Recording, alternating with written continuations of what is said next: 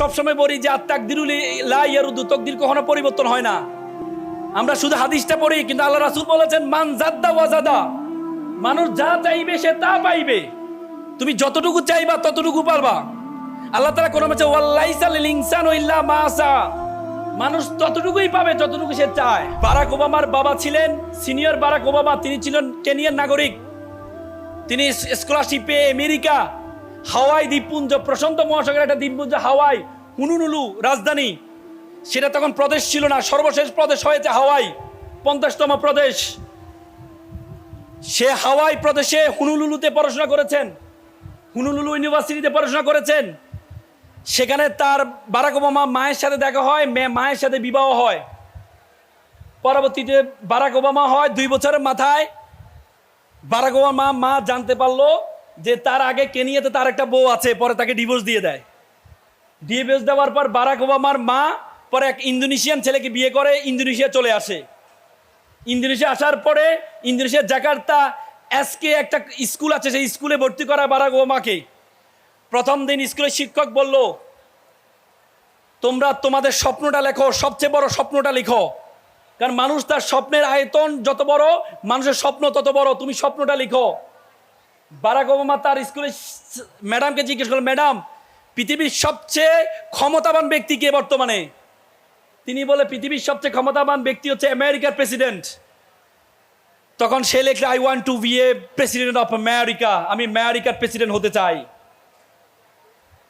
পরবর্তীতে আমেরিকার প্রেসিডেন্ট হওয়ার জন্য সে যা কিছু ছিল প্রত্যেকটি কাজ করেছে।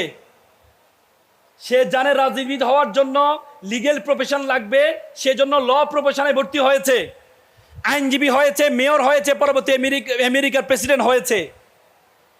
বারাক ওবামা যদি পারে, রানা সিংহে প্রেমাদাসা যদি পারে, তাহলে তোমরা কেন পারবা না? তোমাদেরকে বড় স্বপ্ন দেখতে হবে। তৃতীয়, বি ইন্ডাস্ট্রিয়াস, তোমাকে পরিশ্রম করতে হবে। ও মনে রাখবা, পরিশ্রম, তার পরিশ্রমকে কখনো খালি হাতে ফেরায় না।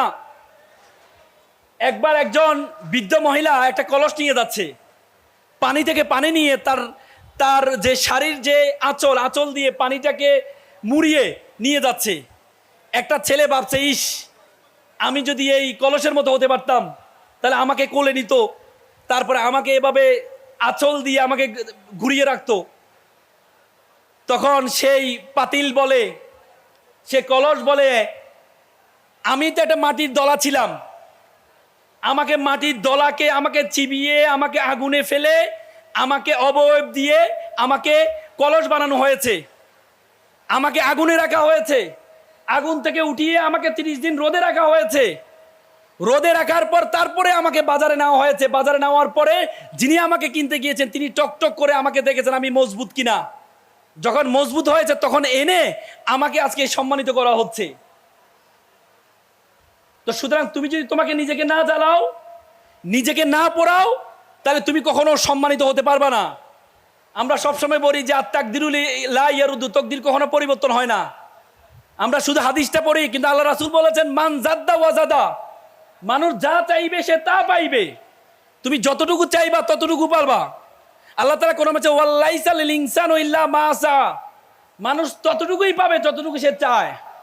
তো সুতরাং তুমি তোমার চাওয়ারটা সর্বোচ্চ করতে হবে, নিজেকে পাতিলের মতো পোড়াইতে হবে, নিজেকে কষ্ট দিতে হবে। সেটা যদি দিতে পারো তাহলে তুমি সেভাবে সম্মানিত হবা।